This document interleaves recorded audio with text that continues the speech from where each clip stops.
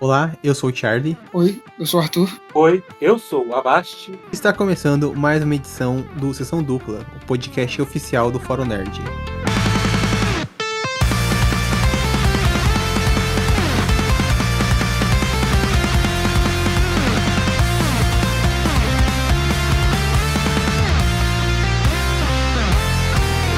Muito bem, começando o segundo programa, a segunda edição do Sessão Dupla, esse podcast onde a gente comenta dois filmes. A nossa equipe do Fórum Nerd, os membros que estão participando, a gente escolhe dois filmes, um filme deste ano, no caso de 2025, e um filme de outro ano aleatório, em que a gente, assiste pela primeira vez ou reassiste, e a gente traz aqui pra comentar. Esse episódio era pra ter saído semana passada ou retrasada, então era pra ter saído no finalzinho de outubro. Esse aqui é um programa mensal, a ideia dele é sair um episódio por mês, mais ou menos na última semana do mês, mas a vida complicou tudo, eu fiquei sem tempo pra gravar. Semana passada acho que o Avast não conseguiu gravar, então acabou dando esses problemas, mas agora vai sair, e muito provavelmente o próximo episódio já sai no finalzinho de novembro também, mas a ideia do programa é ser mensal. Esse programa ia ser um programa especial de Halloween, que acabou não dando certo, não saindo na data certa. Acho Mas a gente que decidiu passou um pouco da data.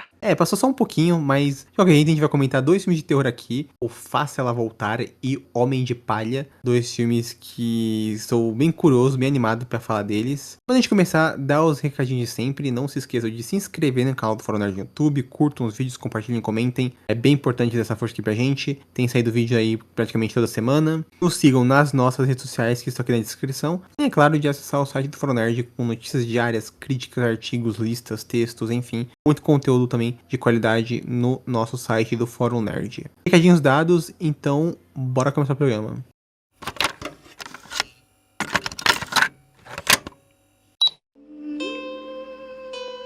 I have come here from the mainland to investigate the disappearance of a young girl, Rowan Morrison.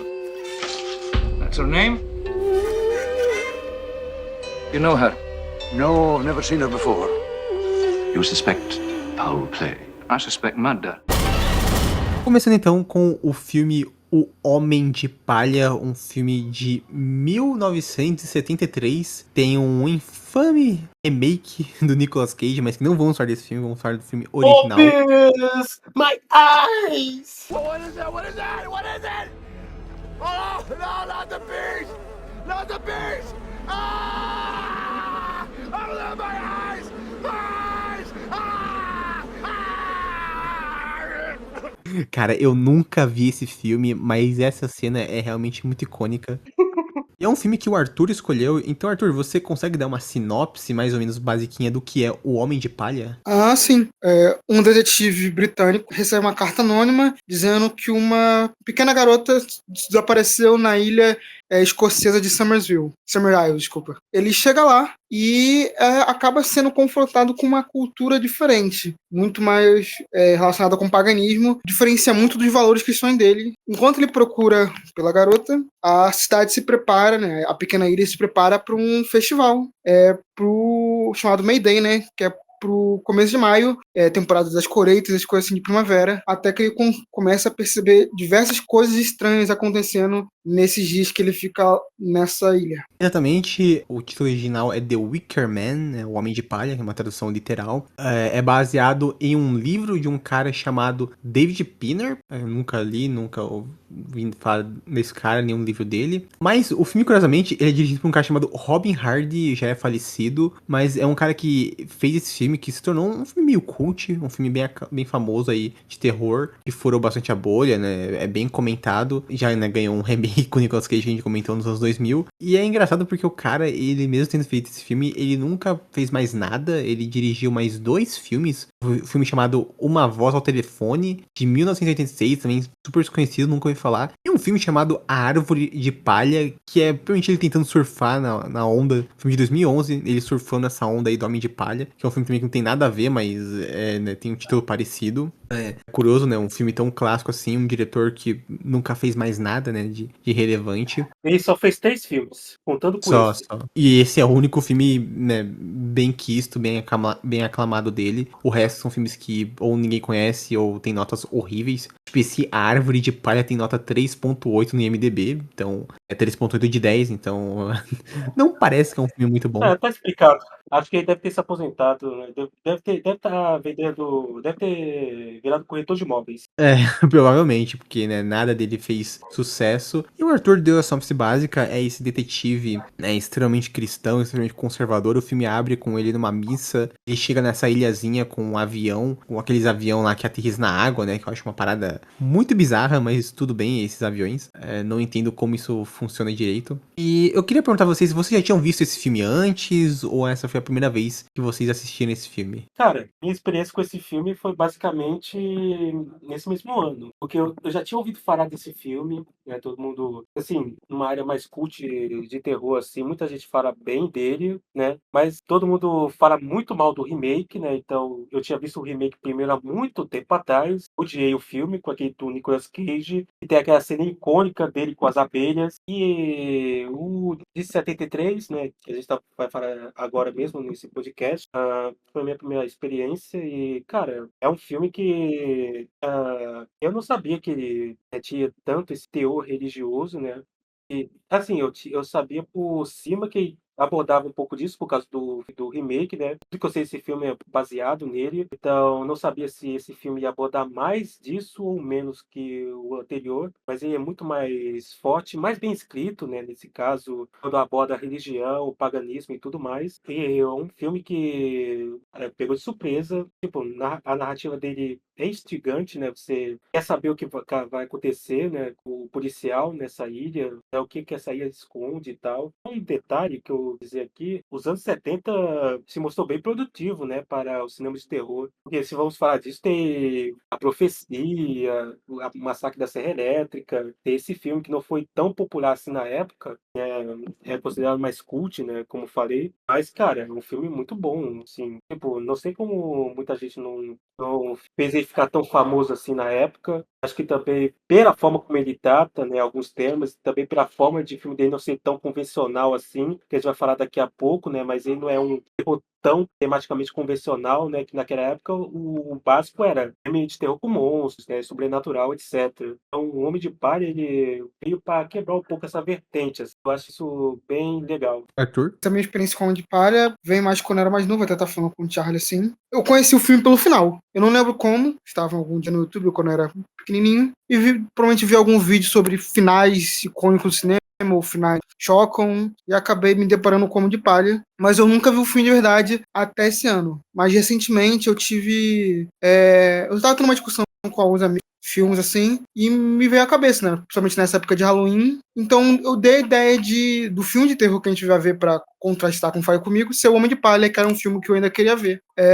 E basicamente foi isso. Eu já sabia uma parte da história, né? A parte principal, mas me encantou os elementos de folclore no filme, né? Mas agora eu quero saber do nosso Charlinho. Então, esse é um filme que está há muito tempo no meu radar. Eu já tinha visto, obviamente, eu nunca vi o filme do Nicolas Cage, conheço a cena famosa, mas eu tinha visto já o Midsommar, que é um filme excelente, filme do Ari Aster, acho que de 2019. E é um filme que é muito inspirado nesse aqui, bebe muito. Eu acho até melhor que esse aqui, mas algum dia talvez a gente comente de Midsommar, mas eu conheci realmente esse filme, nunca tinha visto, e faz mais ou menos 1 ano e meio, 2 anos, que eu vi esse filme. Ele entrou no MUBI, eu peguei uma promoção lá de 1 ano grátis de MUBI, aí né, tava aproveitando e consegui ver esse filme, então eu gostei bastante, achei o filme bem legal, e fiquei muito surpreso quando o Arthur escolheu esse filme. Fiquei, caraca, o Homem de Palha, né, que específico, mas eu gosto assim quando a gente é surpreendido com algumas escolhas, né, tipo o Parse, que outro dia tava sugerindo a gente falar do filme, de uma animação da DC aqui. Eu falei assim, porra, Parse, pelo amor de Deus, a gente já fala de DC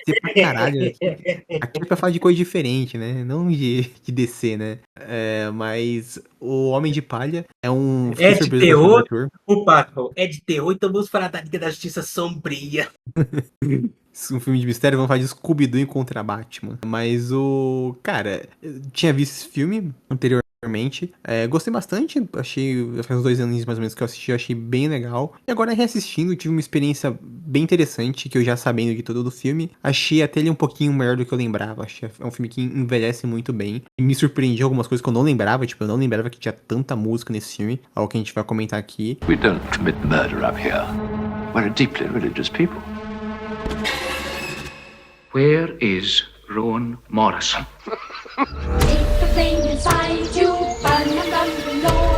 Mas o filme começa, né, com esse detetive chegando nessa ilha misteriosa pra investigar esse desaparecimento dessa menina que o Arthur comentou, né, ele recebeu uma carta anônima. O ator é um cara chamado Edward Woodward, é um ator britânico, pelo que eu entendi. Ele também já é falecido, né, faleceu em 2016, e ele é mais conhecido pelo seu papel no Homem de Palha, no Chumbo Grosso, do Edgar Wright, que a gente comentou aqui no último programa. A gente falou do outro filme do Edgar Wright, que faz parte dessa trilogia, o Herói de Ressaca. E ele foi, veja só, o protagonista de O Justiceiro, que o título original é aquele The Equalizer, uma série de TV que durou de 85 a 89. Tem os filmes novos com o Denzel Washington, né? Ele protagonizou a série original do The Equalizer. Eu não sabia disso, cara. Eu também não, eu tô vendo obviamente no MDB, e não sou maluco dessa informação, mas é muito legal, é o grande papel dele, fez 88 episódios, então parabéns pra ele. O Denzel Washington fez a série original. Não. Esse cara, o ator principal o que faz o policial aqui do Homem de Palha, o Edward, ele interpretou a série original do The Equalizer nos anos 80. Ele foi o protagonista, e o Denzel Washington interpreta no remake aí, nos filmes que tem do The Equalizer, é o Denzel Washington que é o protagonista, né? Legal, é o mesmo esquema de Missão Impossível, né? Tinha uma série. Sim, mesma coisa, bem legal. Também não sabia. E no elenco também não tem ninguém muito famoso, só tem ele e, obviamente, o Sir Christopher Lee, né, que interpreta o vilão, o antagonista do filme, que é o Lord Summersale, que é o grande regente desta ilha, né. E Christopher Lee, pra quem obviamente não conhece, é um ator lendário que fez 1 milhão de filmes, inspirou o James Bond, era primo do criador do James Bond, foi um espião. Seus papéis mais conhecidos é o Saruman, na trilogia do Senhor dos Anéis e nos filmes do Hobbit também. Ele foi o Conde Dooku, esse grande vilão de Star Wars. Foi uma das versões mais marcantes do Drácula. Enfim, vários papéis icônicos. Também, infelizmente, já falecido, uma lenda do cinema britânico e americano. Curiosidade, inclusive, ele fala que esse papel aqui no Homem de Palha é um dos papéis favoritos da carreira dele. Então também um dos seus papéis de mais destaque. E ele é esse grande vilão, né? E esse filme, a premissa do filme é basicamente isso. Esse investigador chega nessa ilhazinha, investigar o desaparecimento dessa garota. Lembra muito também aquele filme de Scorsese, O Ilha do Medo. Uma premissa bem parecida, embora seja um filme completamente diferente, do investigador investigando, né, o desaparecimento de uma pessoa. Ele acaba tendo esse conflito moral com os habitantes dessa ilha. Ele começa a ver muitas coisas que ele considera profanas, uma cultura, uma religião pagã que os habitantes dessa ilha seguem. Então tem muito nudismo, tem os primeiros choques dele ver pessoas, tipo, andando muito peladas, ou fazendo sexo no meio da rua, né, e com várias pessoas, né, ensinando coisas para as crianças. O filme também, né, tá sempre mostrando amuletos, símbolos, né, que tem pela cidade. E essa que sim é a vibe geral do filme.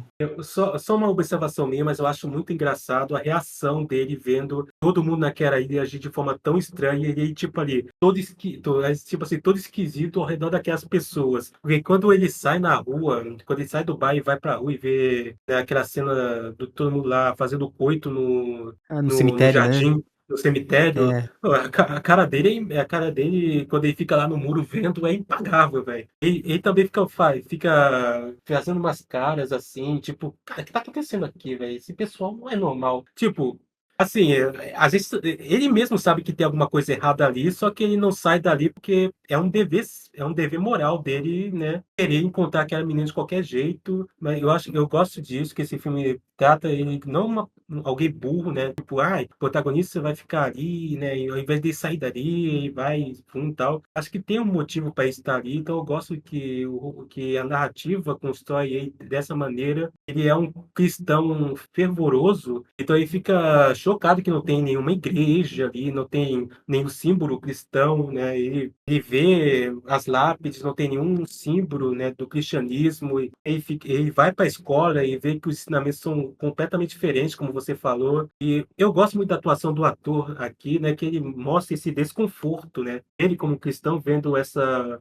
outra cultura, vamos dizer assim, esse E choque de realidade. você tocou num ponto interessante que ele não é necessariamente que ele é burro. Claro que a gente percebe muito o que tá acontecendo e a gente fica tipo, porra, cara, por que Sim. você não sai daí? Você não tá percebendo o que tá acontecendo? Mas eu não acho que é uma burrice, é mais uma certa ingenuidade que vem muito dessa. Que eu acho que vem um pouco com certos aspectos do cristianismo e que faz, né, ele ter essa ingenuidade, então ele não consegue enxergar muito uma malícia que tem lá. Não necessariamente malícia, mas né, o que as pessoas estão fazendo, como fica óbvio que a cidade inteira, tipo, sabe o que tá acontecendo, sabe? O começo do filme ele chegando, mostrando foto da menina pra um monte de gente, ninguém conhece, aí depois ele descobre que ela era realmente uma pessoa de lá, né?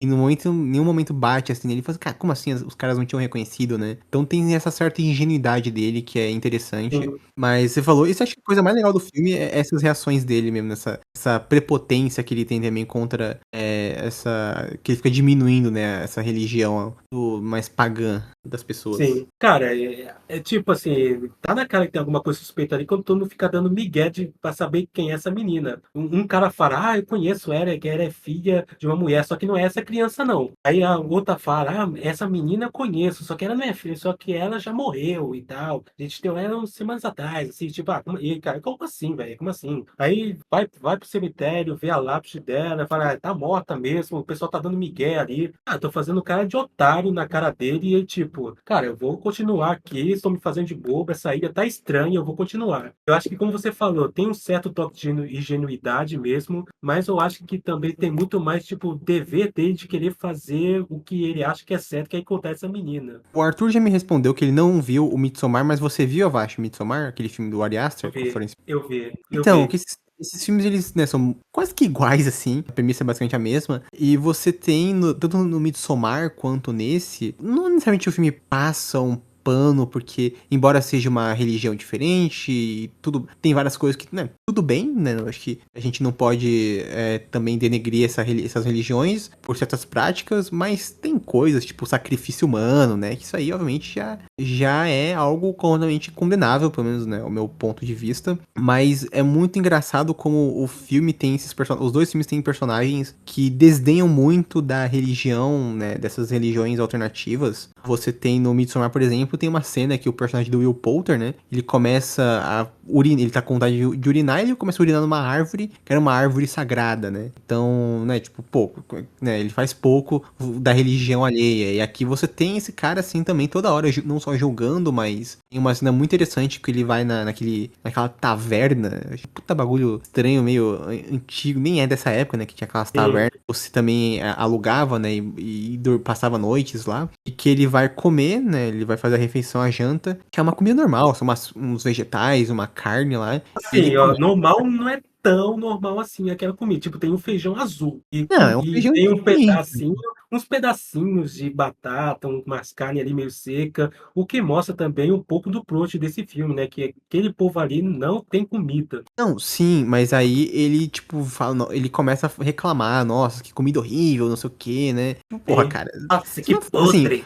se ele tivesse no seu quarto, depois, nossa, comida horrível, tudo bem, mas você não fala assim na cara das pessoas, né? Tipo, você está num restaurante em outro país, assim, come a culinária de lá e você não vai ficar falando mal, assim, na frente de todo mundo, né?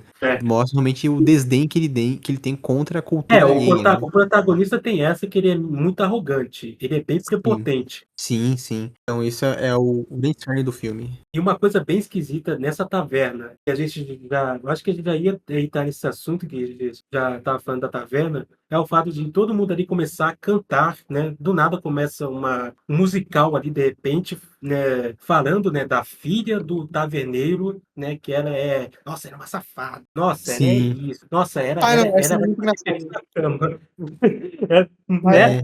Nossa, ela vai fazer você na cama feliz. Aí o cara fica, o que é isso, velho? Isso aqui Ele é fica uma música chocado e ela vai cristã. rodando assim, né, passando. Aí o pai dela, que é o dono da taverna, dando risada também, né, você fica tipo, caralho, né. está Ele acontecendo? fortificando que a minha filha é boa, cara. A minha filha é boa pra você na cama, tá ligado? E ele, que isso? E Não, uma coisa que a gente vai notar nesse filme é que ele é, assim como Pecadores foi pra esse ano, ele é um terror, um musical de terror. Eu tava conversando com o Charlie também antes. Esse é um dos pontos principais do filme, né? Que é a grande presença de música. A gente vem nesse estilo, assim, que veio a ser chamado de folk horror. Puxa muito de tradições folclóricas de diversos países, como Pecadores. Pecadores não é um filme de folk horror, mas tem elementos assim, como o Charlie falou de Midsommar. E que é exatamente, né? Porque a ilha de Summer Isle é uma ilha escocesa, então a gente vai ter essas tradições folk escocesas de música, veio também inspirar tanto música britânica como música americana, e como o Charlie chegou a falar, também é um filme que tem muita música, também dá um pouquinho de estranhamento, né, a gente chegar nesse filme que tem essa atmosfera meio aterrorizante assim na cidade, e do nada você ter diversas cenas musicais, e até algumas mais assim, entre aspas, ritualísticas, né? Como a cena que o detetive vai na casa do Lord Summerisle e ele ficou vendo as mulheres pulando por cima do fogo pela janela. Então você tem esse encontro dessas ideias que não são diferentes, né? É porque tipos de coisas assim que são obviamente, muito comuns em diversas culturas, religiões, mas que pode causar estranhamento junto de uma música bem mais tranquila, né?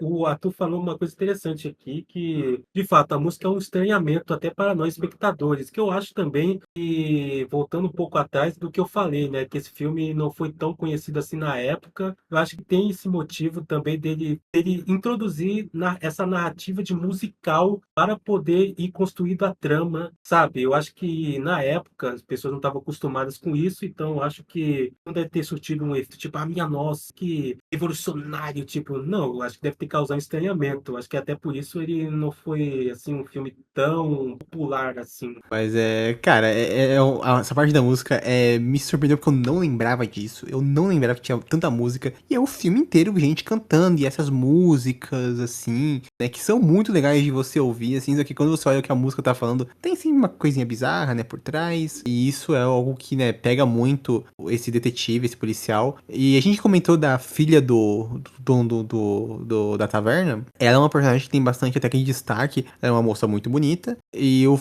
essa partezinha dessa noite termina com ele, né, vê um rapaz, né, que é colocado nessa taverna, também jovem, pra ter relações sexuais com ela, né? Ele entra na taverna, um cara misterioso coloca ele na taverna, né? Então tem muito essa coisa com o sexo, que a gente vai descobrir depois, né, no filme, no final do filme, que tem uma importância muito grande, né? O que o policial pensa sobre isso. E o filme, né, vai se desenvolvendo dele investigando, né? Ele vai na escola, tem as crianças fazendo as danças bizarras, a professora ensinando coisas que ele, né, também reprime e acaba com ele. Tem Né, também aquela cena na escola que ele vê o besouro dando volta. Que sim, significa sim. que é um significado do filme que, tipo, ele tá investigando, e a cada passo que ele dá, ele vai ficando preso naquela ilha e não quer sair. Sim, sim, uma boa observação.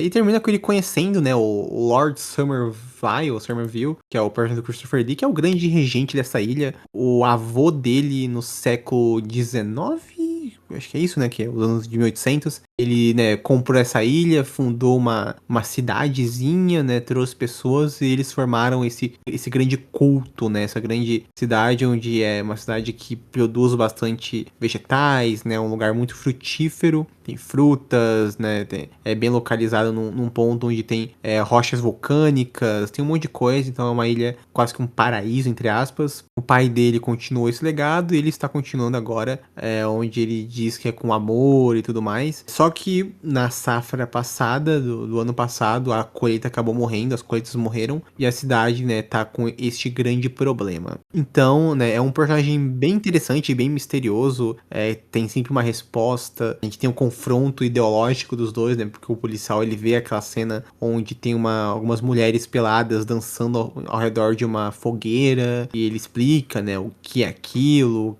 que aquela dança representa. Então é um personagem bem legal, bem interessante. E assim, é foda porque é um personagem claramente que você bate o olho nele e você pensa, pô, esse cara é do mal, tem alguma coisa de muito errada com ele. mas é muito foda o diálogo dos dois, né? Que você vê o contraponto, né? Que é o paganismo dos moradores com o cristianismo, né, do sargento ali, que aí fica apavorado, né? Perante o erotismo, né? Que presencia na ilha. Aí, tipo, aí tem o diálogo dele com o Lord Summersile, tipo, você vê, né? A crescente fúria, né? Com que o cristão exige que o líder da população local abra mão de seus costumes para o transformar praticamente um fanático religioso, né? Que, tipo, cara, eu acho que é uma estratégia certeira do roteiro, né? E da interpretação do ator, pois isso conta, né? Ecos, né? Com a intolerância religiosa, que atualmente está sendo muito vista nos dias de hoje, inclusive. Mas, assim, É, também, tipo, sem passar tanto pano assim pro paganismo que os caras estão fazendo, principalmente a gente vai evidenciando no decorrer do filme que aquilo ali,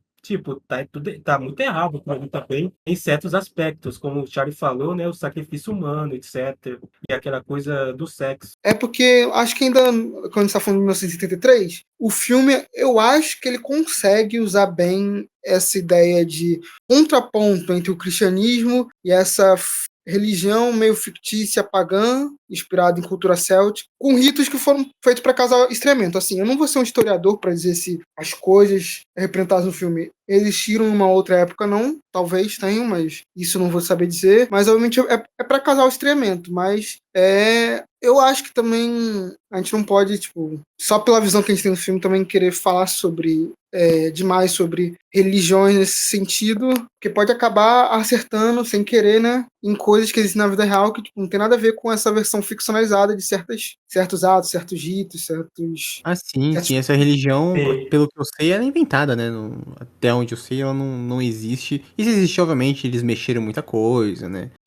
Eu concordo que a gente não pode julgar 100%, como eu falei. Tem muita coisa da religião que o cara, ele julga errado, mas que, em tese, não tem nada de errado, né? Não tá ferindo nenhuma lei, não tá fazendo nada de absurdo. Só realmente a única parte que é o sacrifício humano, né? Isso realmente não importa que religião no mundo tem, existem algumas religiões no mundo bem antigas que até tem isso, mas que, ao meu ver, é algo completamente errado, né? Mas, de inclusive, fato, a nesse gente não pode julgar diálogo 100%. Inclusive, nesse diálogo ressalta, né, que o povo daquela ilha, eles, tipo, não são completamente malucos do que eles fazem. Eles têm um pouco de ceticismo do que eles fazem e dá até para entender. Eles conseguem entender, né, a religião deles é, tipo, uma religião completamente diferente, né, do cristianismo. Tanto é que eles falam que, o Deus deles, né, eles acreditam na reencarnação do que na ressurreição, por exemplo, que a menina não morreu, mas que ela reencarnou no coelho, etc. Então, por isso que algumas pessoas aí estão tratando como se ela nunca tivesse sido morta, ou se até, tipo, ela nunca tivesse existido, porque talvez, né,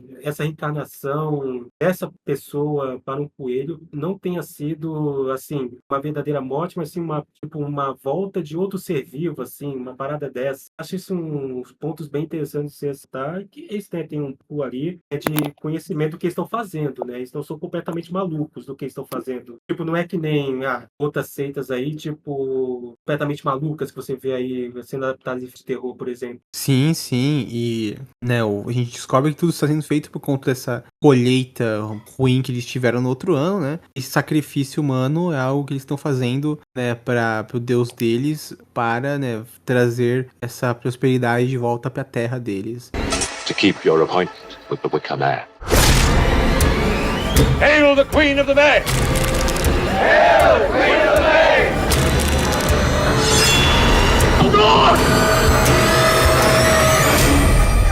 Antes da gente chegar pro finalzinho do filme, eu só queria comentar uma cena, que é aquela cena com música também, que é uma espécie de feitiço que eles tentam lançar no policial pra ele, na noite anterior, pra ele ter sexo, fazer sexo com a filha do dono, né, da taverna. Pô, uma cena muito boa, né, muito bem dirigida, muito tensa, né, e realmente é um feitiço, assim, você ver os dois meio que se agarrando na parede, né, e ela cantando, é quase que um canto da sereia. É uma cena muito boa, assim, do filme. Talvez uma das melhores cenas do filme de longe, assim.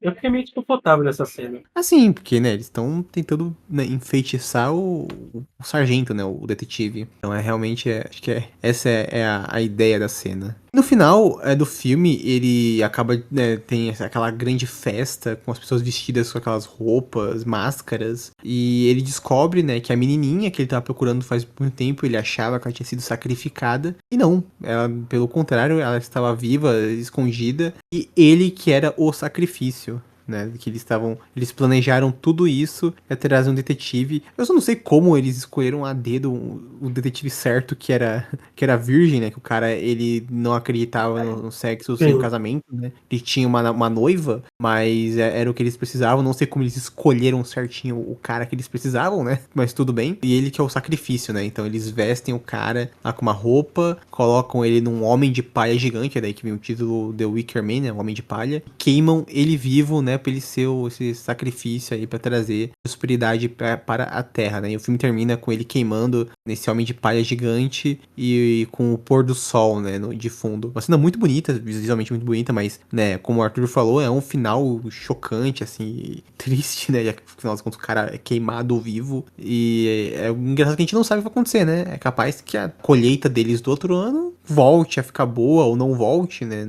A gente não sabe o que vai acontecer, mas realmente é um final bem, né, agridoce, bem bizarro, mas é um grande final de filme, eu acho um final também bem impactante. Eu acho essa cena muito impactante, dele queimando, né, falando do Homem de Palha, no caso, queimando, aí tem a cena, o plano só da cabeça, né? A cabeça caindo e meio que atrás revelando o sol, o sol poente, que é meio que metafórico também, porque o deus principal lá daquela cultura pagã é o deus do sol, né? O Sun God, que eles falam. E eu acho que até você pulou um pouco de etapas, cara, que eu acho que é uma parte bem interessante, que tipo, ele garoto entre aspas, mas ela leva ele de volta pro pessoal, né? Eles achando que tava fugindo, só que ela voluntariamente leva ele de volta porque a mesma criança estava de acordo com isso, né? Mesmo as criancinhas da vila estavam de acordo com o sacrifício daquele detetive. E eu acho que também uma cena muito boa, quanto ele tá queimando, porque, tipo, não botam fogo e acaba o filme, né? Ele pedindo, né? Ele meio que rezando eu acho que, se não me engano, ele cita o Salmo 23, enquanto o Homem de Palha começa a queimar, que é uma cena que, assim, é bem forte. Você vê que mesmo naquele momento, ele também continua ainda com os valores dele, imaginando que Não, caralho, peraí. É que eu tô pensando em muita coisa que tá atrapalhando aqui o pessoal. Tá rezando aqui, Charlie, que tem uma igreja aqui no lado.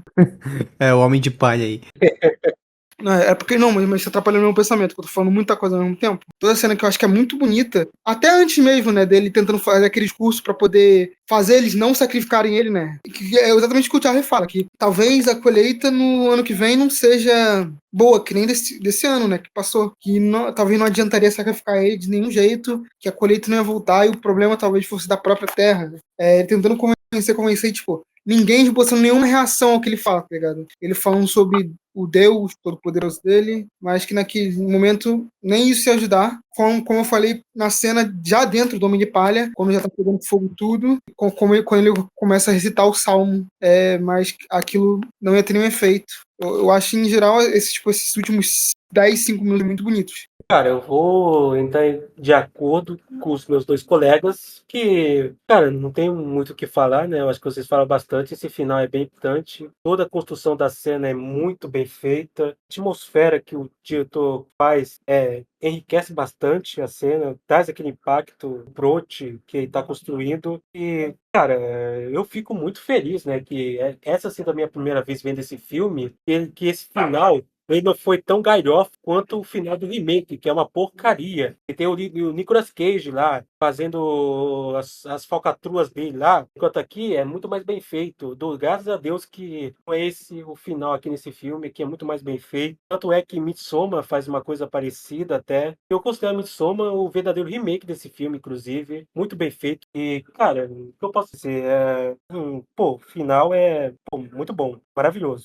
Eu também gostei bastante. Vamos já encerrando aqui o papo desse filme, dando uma nota. Eu acho que é um filme bem legal. Eu daria ali uma nota 8, mais ou menos. 4 estrelas de 5. É um filme bem legal, é um terror bem icônico, bem famoso, que né, marcou a geração, marcou o cinema, é um terror cult. Gosto muito de como tem esse aspecto musical do filme. E o tema, né, que ele fala muito dessa intolerância religiosa, do desrespeito a religiões alheias. É bem interessante, e achei como a Vaz comentou, o Arthur, que é bem atual também. Então, um belo filme de terror, uma boa indicação aí do Arthur. Eu gostei bastante de revisitar o filme. E só comentar que eu fui dar uma olhada agora no filme do Nicolas Cage. E no filme dele, o Summer Sale é uma mulher, é a Sister Summer Sale, e ela é interpretada pela Ellen Burstyn, uma atriz fenomenal aí, que tava no Interestelar, no Exorcista original, né, a atriz do Exorcista original. Então, parabéns, os caras mesmo com um elenco gigantesco, muito bom, conseguiram cagar nesse remake. Nunca vamos comentar esse remake aqui, mas O Homem de Palha, assista o original de 1973, que é um baita filme. E vocês, da nota de vocês pro filme? Hoje também, Charlie. Exatamente a mesma nota que eu botei no meu grande Letterboxd no domingo, que foi quando eu assisti, que é a mesma que a sua. Então, E você, Avast? Da hora. Dou uma nota 8 pra ele. Bom filme. É isso então, falamos de O Homem de Palha, é um filme de 1973, infelizmente não tem em nenhum serviço de streaming pra assistir atualmente, então vocês vão ter que ir naquela boa e velha locadora alternativa, mas assistam que é um filme muito bom. We're gonna put you with a foster mum called Laura. You're gonna love her. Oh, welcome to your new home. This is my daughter's room. I want to show you something else. This way. We stuffed Pat. I know I'm a weirdo.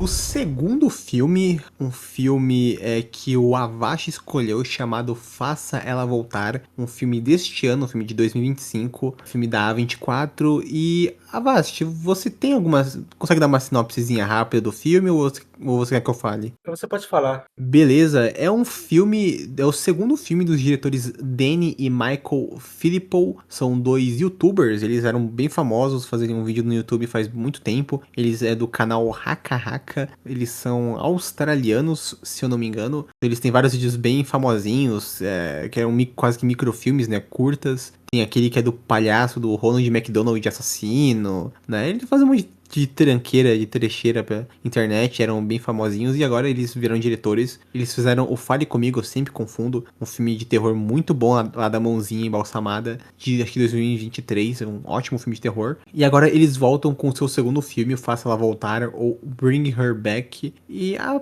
premissa é basicamente esses dois irmãos, o Andy e a Piper. Eles moram com o pai. A Piper, ela é deficiente visual, né? Ela é cega, ela tem um grau de cegueira. Se eu não me engano, não lembro agora se ela é 100% cega. Ela não é 100% cega. Ele fala que ela vê vultos e luzes, se não me engano.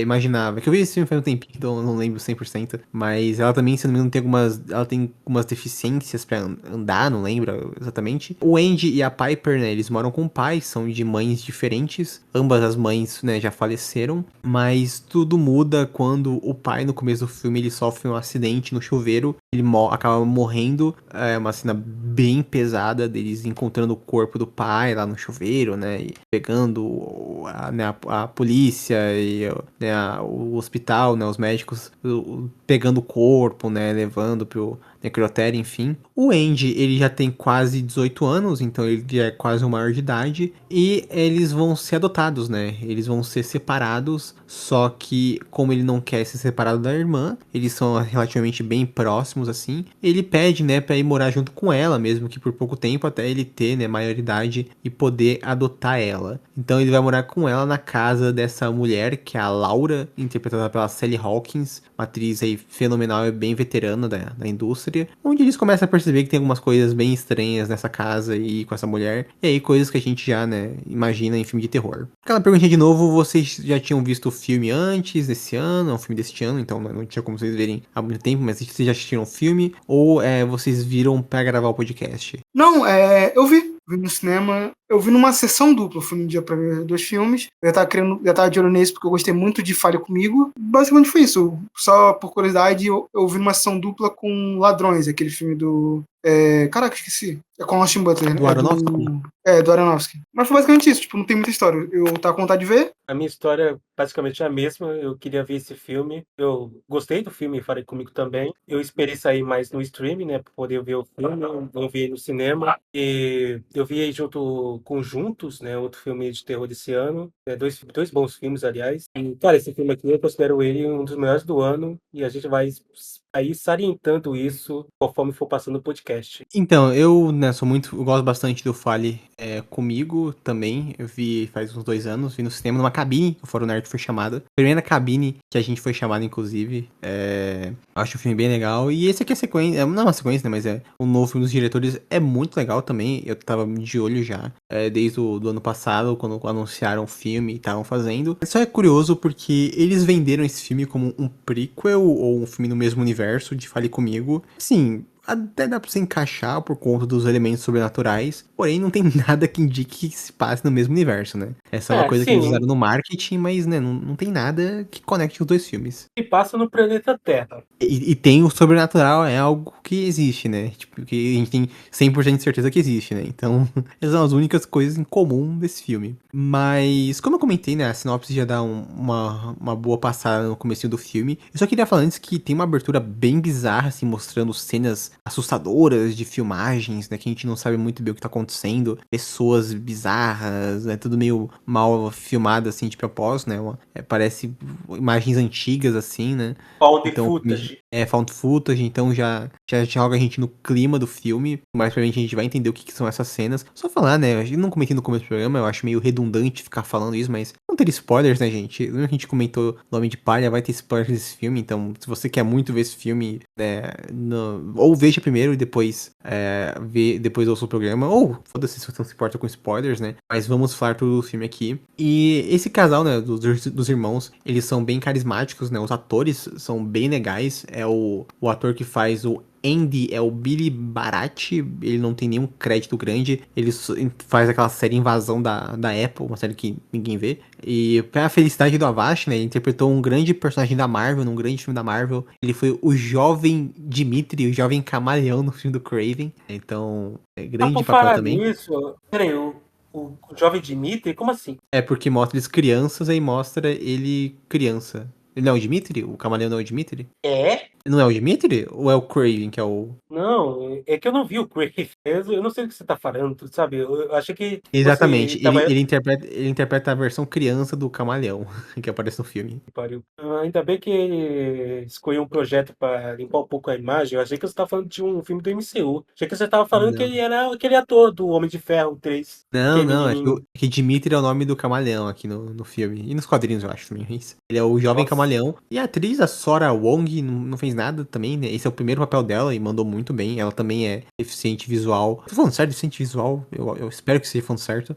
Na vida real também. E elas vão pra casa da Sally Hawkins. Sally Hawkins, né? Atriz veterana. Ela faz aquela mãe da família do Paddington. Fez A Forma da Água, do Guilherme Del Toro, que ela concorreu ao Oscar. Ela tava no Star Wars, Ameaça Fantasma. Não lembro que papel, mas ela tá nesse filme. Ela faz os filmes do Mike Light. Fez Wonka, né? Uma atriz fenomenal. Além de papel dela, ela interpreta a Laura, né, que é essa mãe, assim, e é muito engraçado que ela é uma mulher meio gratiluz, né, meio, olha como eu sou meio desastrada, meio legalzona, né, mas aí já entra a coisa que eu mais gosto desse filme, que esse filme, ele não tenta te enganar, ele não tenta te prender. No começo do filme, assim, você já entende tudo do filme, você já entende que essa mulher, que essas crianças vão fazer algo ruim, que ela perdeu uma filha, né, uma filha dela morreu, ela muito provavelmente quer trazer a filha de volta, usando uma dessas crianças, né, a menina, né, Ela tem uma criança na casa, né? Um bizarríssima. garotinho bizarro demais. Tipo, ela já é bizarra. Tipo, assim que ela aparece, o semblante dela eu já achei ela bem bizarra. Você achou ela, tipo, olha que fofinha. Nossa, ela é tão luz assim. Eu já achei, nossa, sai daqui, velho, é bizarra. Ela se vende assim, mas você já pega qual é a vibe dela, né? E assim, as coisas estranhas começam a acontecer, não é tipo, começa a acontecer e os personagens não entendem, né? Não, tipo, a gente vê ela fazendo as coisas, então você... Como se fosse já uma entende, raridade, né? sabe? Tipo, porra, o negócio dela urinar no moleque, puta que pariu, né? Aquilo. Meu Deus. Não, o Mas. coitado do moleque ainda ficou com a fama de mijão ainda. Não, esse Não moleque aí, bastava porra, ainda. ele sofreu mais que a Juliette, né? Esse filme. E, Coitado. pô, né, aí segue essa rotina nova deles, né? Com essa mulher na casa, com essa criança bizarra, né? E a gente, ela é uma mulher muito passiva-agressiva, né? Porque ao mesmo tempo que ela é super gentil com a menina, ela às vezes dá umas respostas pro moleque, dá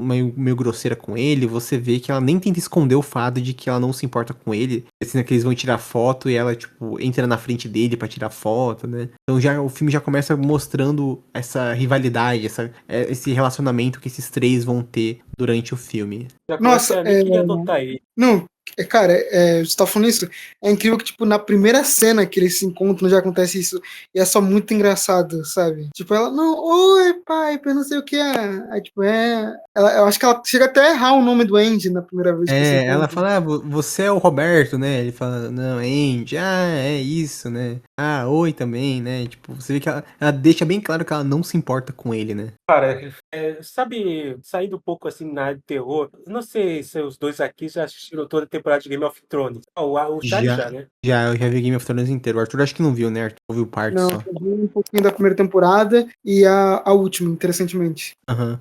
Então eu não sei se eu devo falar, mas eu tenho uma cena Não. semelhante aqui em relação. Tem uma Ah, cena semelhante, eu acho que na sétima temporada, em que os Starks vão se reencontrando. Aí, tipo, eu não sei se é a Sansa Stark que. Eu acho que ou a Arya que vai reencontrar o Bran. Aí fala, finalmente aí os guardas falam, tem um Stark voltando, tem um Stark voltando.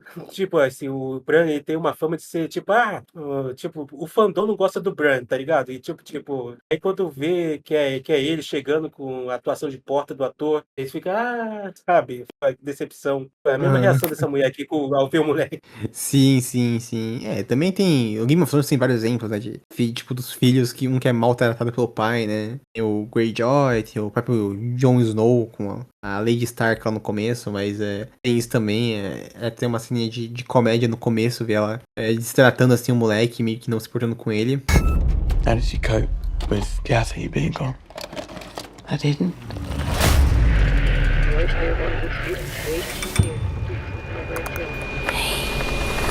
Aí o filme vai avançando, a gente vai vendo mais desse relacionamento deles, a mulher ela vai fazendo uns planos bizarros assim pra, tipo, meio que, eu não sei muito, ela quer meio que separar os dois, então ela onde vai incriminando ele, vai, né, fazendo ele cometer erros ou constrangendo ele na frente da irmã, né, pra fazer os dois se separarem, e ela é muito manipulativa, né, isso é bem interessante, aí Ela acho que atua entra muito bem.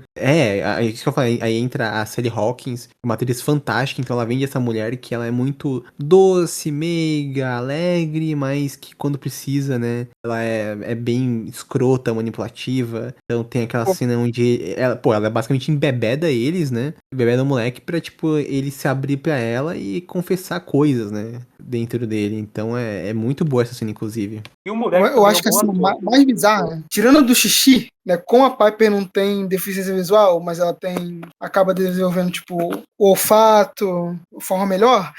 Cara, é muito bom, mas terrível, né? A cena que, tipo, ela vai no quarto da Piper enquanto a Piper tá dormindo, usa o desodorante característico do Andy e dá um puta de um socão nela, cara. Puta merda, essa cena é muito boa. Será que eu sou maldoso de falar que eu ri dessa cena? Não é engraçado, mas... Foi não, engraçado, tem mas tipo, mano, ela vai de fininho no quarto, ela fica doente, aí ela fica no fio e dá um tapa na garota. Não nem um tapa, um soco na cara dela, coitada. mas é tipo a cena do Coringa, do anão, que um monte de gente achou engraçado também, né? Então, faz sentido você dar risada com essa cena, mas o Arthur lembrou uma cena muito boa.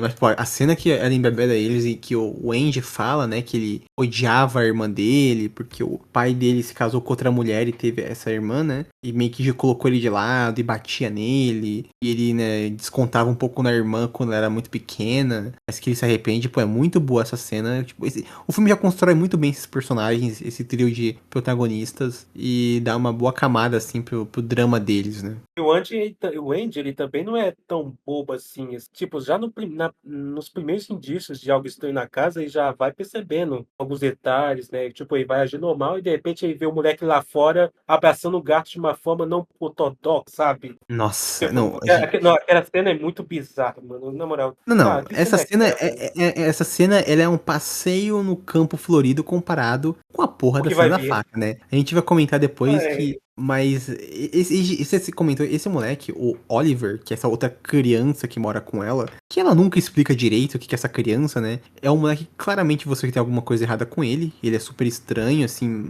pra começar que ele não é só... careca. Não, pô, que é isso? Não, isso não é o problema dele, mas é... Não, Mas coitado, ele é careca, aos 10 anos de idade, coitado.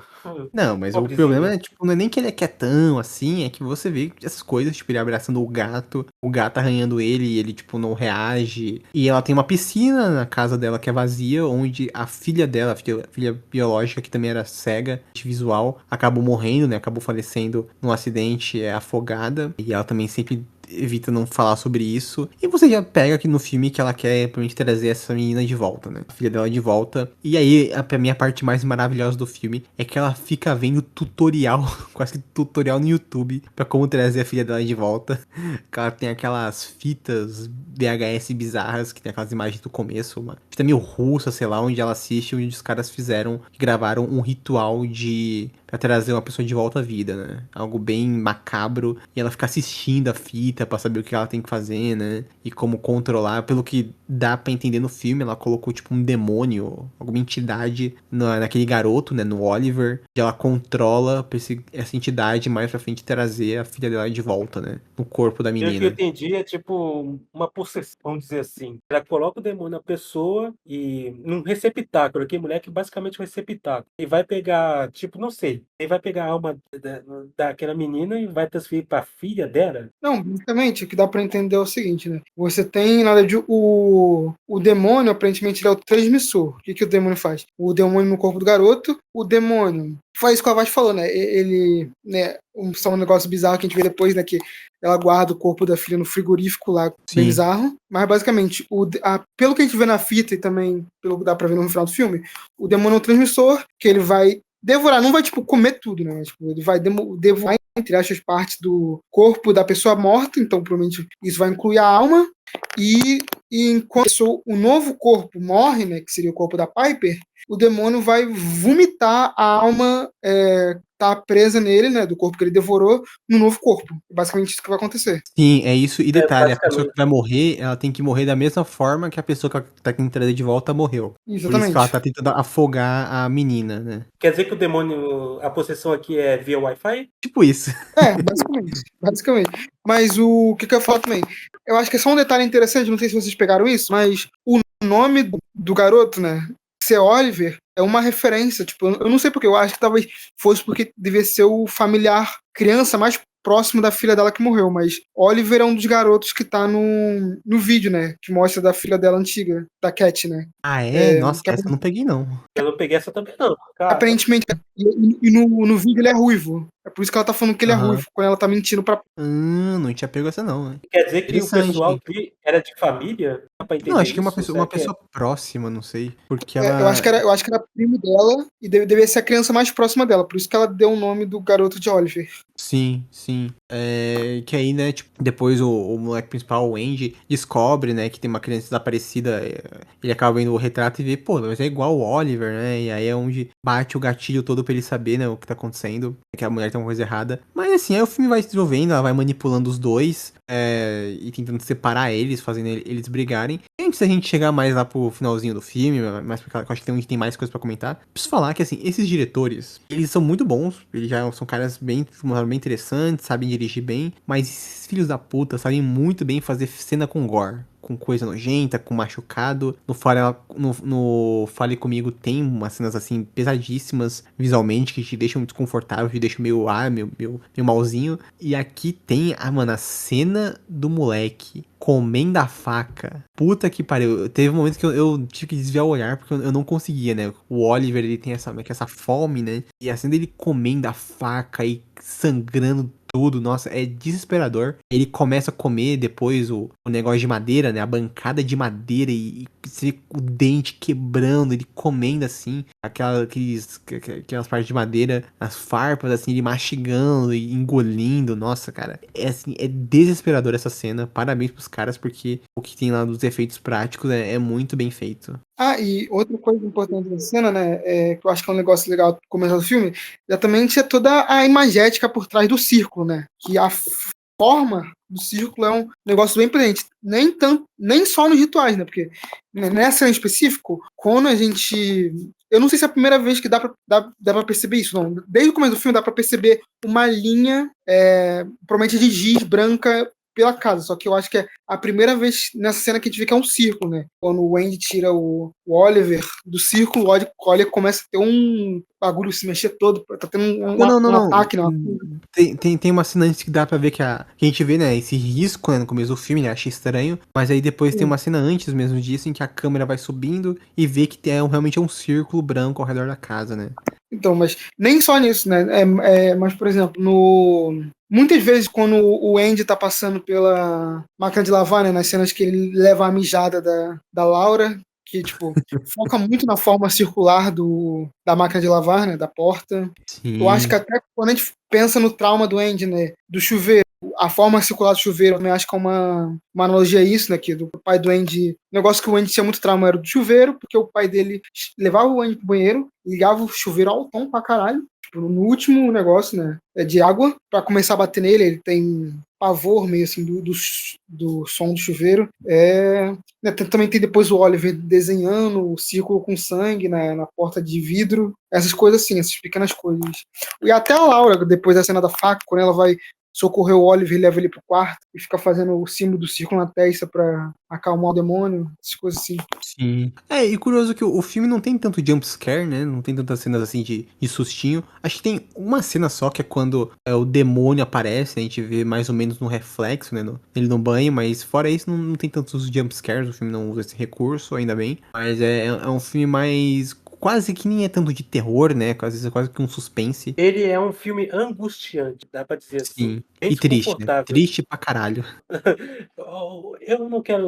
Eu quero chegar mais nisso mais pra frente, mas o que acontece com esse menino careca? Rapaz, esse moleque aí, ele sofreu, bicho, nesse filme. Não, Esse aqui todo mundo, comeu né? o pão que o diabo amassou. Não, literalmente, né? Mas, pô, até a mulher lá, a desgraçada lá, você tem um ódio dela, mas dá uma pena também no final. Puta que pariu. Não, dá pena de todo mundo, vai. E assim,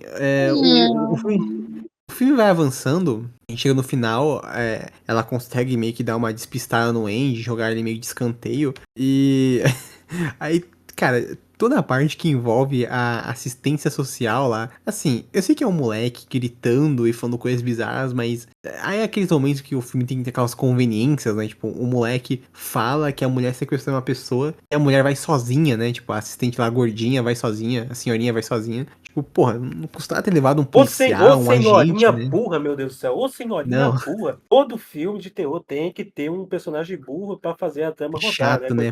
Porra. E aí foi essa senhorinha aqui. Porque, meu amigo, por que ela não levou, sei lá, um policial, alguém da assistência junto com ela? Sei lá, deixa falando, né? Tipo, se comunica no celular que ela tá indo pra um tal lugar.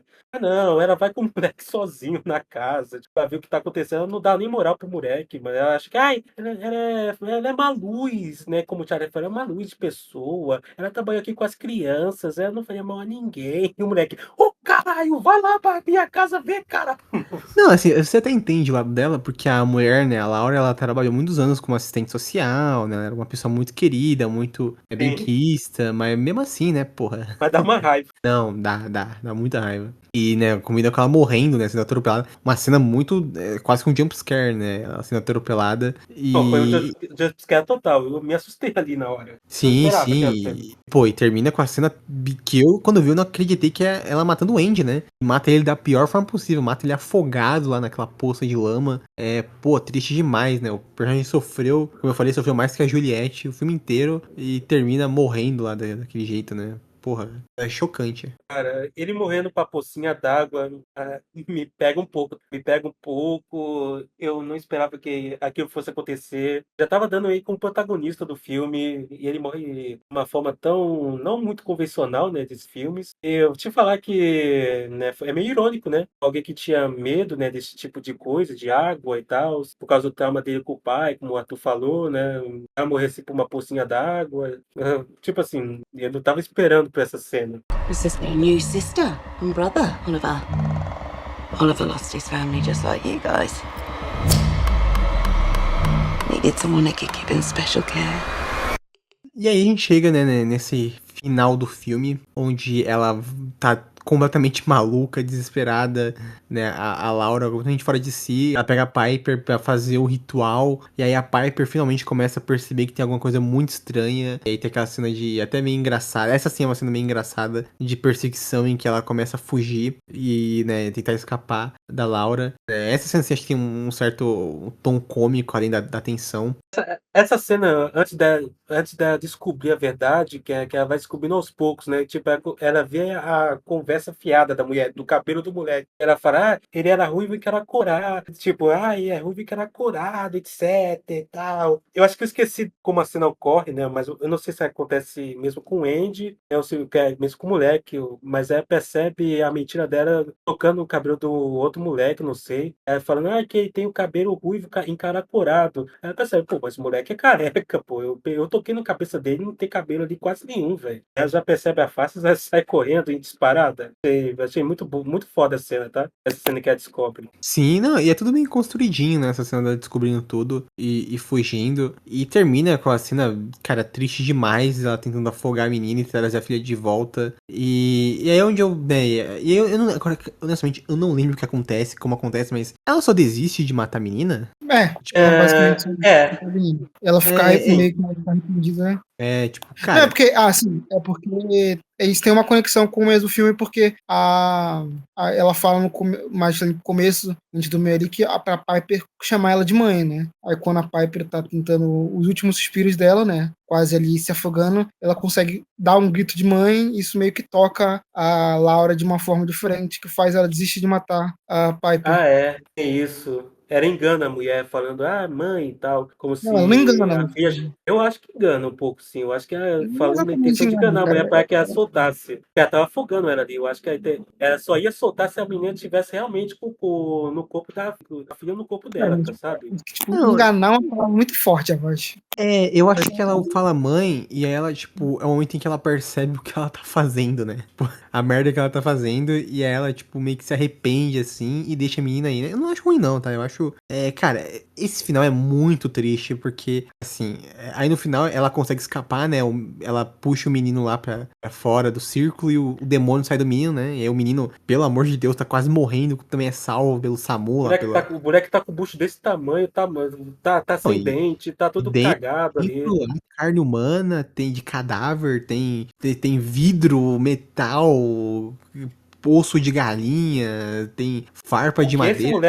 O que esse moleque vai precisar de terapia, vai precisar de medicamento. Não existe terapia e medicamento que vai salvar essa criança, né? Esse aí, puta que pariu. É triste pra caralho, a menina consegue fugir. No final acaba, né, com a Laura abraçada no cadáver da filha na piscina, chorando, e a polícia chegando. É o último shot do filme. É triste pra caralho, a trilha sonora é muito bonita também, a musiquinha. E essa mulher, por mais, né, obviamente, não tem como passar pano porque ela fez, né? Mas no final das contas, é uma mãe que perdeu a filha, tipo, desesperada pra trazer ela de volta. Você consegue, tipo, entender minimamente, tipo, o desespero e a dor dela. Obviamente, nada disso justifica tudo que ela fez, né?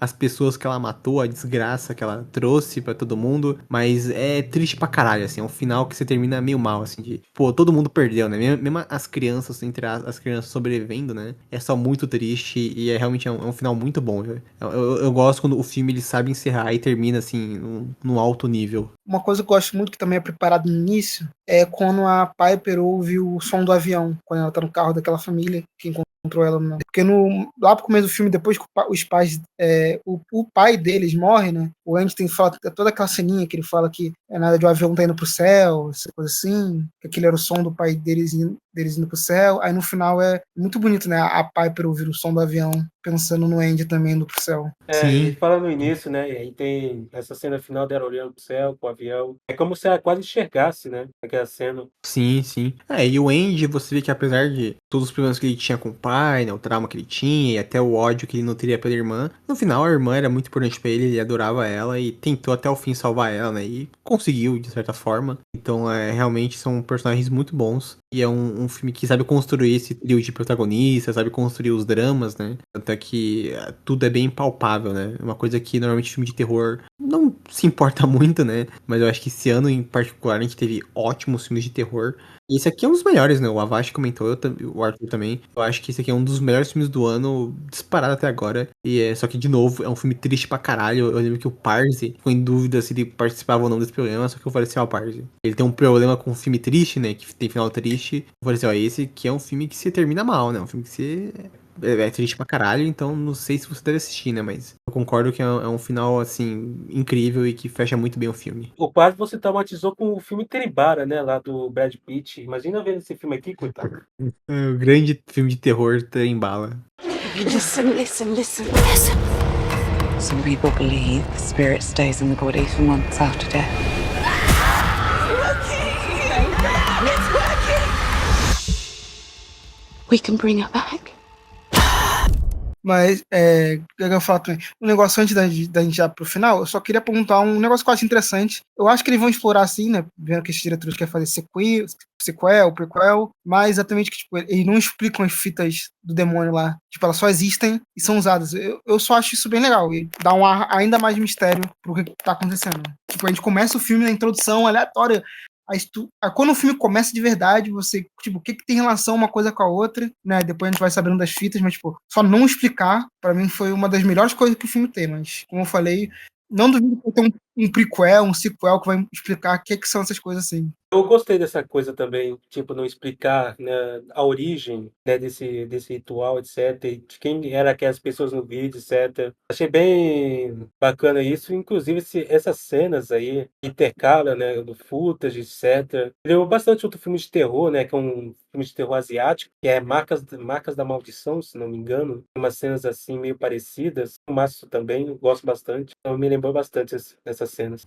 A qualquer momento. Não, isso é legal mesmo, mas eu gosto que o filme, tipo, ele explica tudo certinho, tipo, você não sai sem entender nada, ele explica tudo que tem que ser explicado, mas ele deixa essas pontas soltas. Então, se eles forem realmente querer transformar numa franquia, né, em tese eles falam que se o filme se passa no mesmo universo, vai ter a sequência de Fale Comigo, né, está confirmado que eles vão filmar ano que vem, então expande nesse universo. Dá pra fazer outras coisas, outros filmes, né, nesse mesmo universo, com essa mesma temática, sem necessariamente precisar conectar tudo também, mas seria legal ver, por exemplo, você falou dessa origem dessas fitas e fazer, sei lá, um filme que se passa na Rússia, com atores russos, em outra língua, né? Fazer um filme de baixo orçamento, né? Acho que seria legal mesmo mostrar esses aspectos aí. Mas vamos já encerrando o programa, já tá bem grandinho, tá com a duração mais ou menos ideal aqui que esses programas têm que ter.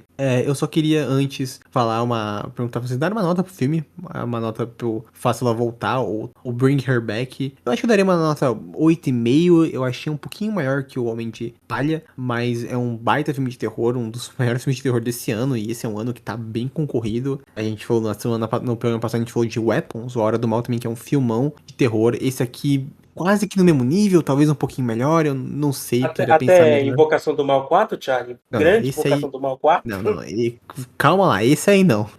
Esse aí não. Também explica que o pior filme do ano até agora pra mim foi aquele o Rua do Medo da Netflix, o novo que saiu, o do baile. Nossa, eu tinha esquecido que saiu. Saiu esse ano e é muito ruim, parece uma paródia de um filme dos anos 2000, assim, é um orçamento, cara, eu acho que, sei lá, um episódio de uma série da CW, acho que tem um orçamento maior que esse filme, mas assim, é assustador de ruim, de tão horrível que isso é. Saiu Premonição 6 esse ano também, né? Mas falam que isso é legal. Não, é legal mesmo. Mas, teve o Pecadores, né, teve o Hora do Mal, tem aquele filme dinamarquês da da Cinderela, que é muito bom também. Ah, isso eu quero ver. Cara, eu ia ver esse filme sábado, eu tava na casa de uns amigos meus. A gente ia ver sábado, só que teve um outro negócio que a gente acabou vendo, então não deu pra. Teve o Extermínio Novo, que é excelente. Teve o Presença, o filme do Esse é ótimo Soderbergh. mesmo. O filme do Soderbergh, o Presença, que é ótimo. O Acompanhante Perfeita, que é legal. O Avast citou o Junto também. O Presença não lançou em 2023? Não, é desse ano. Ah, então eu já vi esse filme já. Bom pra caramba também. É Muito da bom. perspectiva do fantasma, né? Isso, pô, excelente. Já vi. Muito bom. Teve umas tranqueiras tipo o Lobisomem, o Macaco, o Until Dawn, né? Ah, O eu Dawn. gostei um pouco do Lobisomem. Eu me diverti com o filme. Parabéns, mas, nossa, achei bem ruim. Um filme que eu não vou encostar é Invocação do Mal 4. Esse eu não quero encostar nunca. Eu não vi nenhum, então eu tô tranquilo. Mas qual que é a nota de vocês pro Faça Ela Voltar? Cara, minha nota pra esse filme é um 9. Porra, bonzão demais. Tipo assim, filme completo, um gore, uma trama intensa, pô, uma sensação de angústia que se passa, sabe? Ele é um filme que você, tipo assim, pra rever, assim, é um pouco difícil se você tem um pouco de estômago fraco, etc, pra ver algumas cenas de novo. Então, sim, ele não é um filme 100% convencional, ele é bem irritante, na minha opinião. E é um filme que um dos melhores filmes de terror desse ano, facilmente, como eu já havia falado, que até por isso que eu indiquei, né, esse filme a gente falar hoje, que a gente, cara, um filme que merece ser dito. Parabéns aí aos diretores por terem feito de novo um bom filme, né, o segundo filme deles, se não me engano, desse gênero. Os caras estão se postando muito, diretores de mão cheia desse gênero. Eu espero que eles tragam muito mais de filmes desse jeito no futuro. Mas pra mim, eu acho que não ia dar a mesma nota pra baixo, aquele novezinho bem redondo. Um filme agoniante, que me fez sentir, assim, vamos falar assim, indefeso, mas também é como se eu quisesse, sabe, pular na tela, não conseguisse aguentar o que eu tava vendo. Porque foi realmente um filme que conseguiu o objetivo dele, né? Que foi você fazer uma conexão direta com o personagem. Você se sente muito conectado, assim, parece desde a primeira cena entre o Andy e a Piper, você já tá investido demais na relação deles e vê, tipo, só a merda acontecendo cada vez pior, ver o desentendimento deles é só de partir o coração. Tipo, emocionalmente, né? Graficamente, a cena mais angustiante pra mim é a cena da faca, né? Mas emocionalmente, a cena da Laura afogando o Andy, assim, foi uma das piores sensações que eu senti, assim, recentemente vendo um filme. Mas eu acho que é isso, né? Acho que a gente chegou pra falar tudo. E é esse novezinho bem redondo. Excelente, com isso vamos encerrando o programa. Agradecer o Arthur e o Avast por terem participado aqui comigo do segundo programa da sessão dupla. Então, já é o podcast que eu mais gosto de fazer no Fórum Nerd, disparado. A gente comenta esses filmes diferentes, é bem legal. E foi um prazer ter vocês dois aqui. Espero que vocês voltem aí mais vezes no programa. Com certeza ele vai voltar. Sem dúvida alguma eu volto. Mas dá aqueles recadinhos sempre, não se esqueçam de se inscrever no canal do Fórum Nerd, sigam a gente, curtam os vídeos, compartilhem e comentem, vários conteúdos bem legais no nosso canal do YouTube, nos sigam nas nossas redes sociais que estão aqui na descrição, além, é claro, de acessar o site do Fórum Nerd com notícias diárias, críticas, artigos, listas, textos, enfim, também muitíssimos conteúdos de qualidade. Mais uma vez agradecer o Avast e o Arthur por participarem aqui comigo e você que viu este programinha aqui até agora. Bom, acho que é isso então, eu vou ficando por aqui, um beijo, um queijo, um abraço e até as próximas 2 semanas, pessoal. Até mais. Tchau. Falou, tchau. Pessoal. Tchau. Tchau.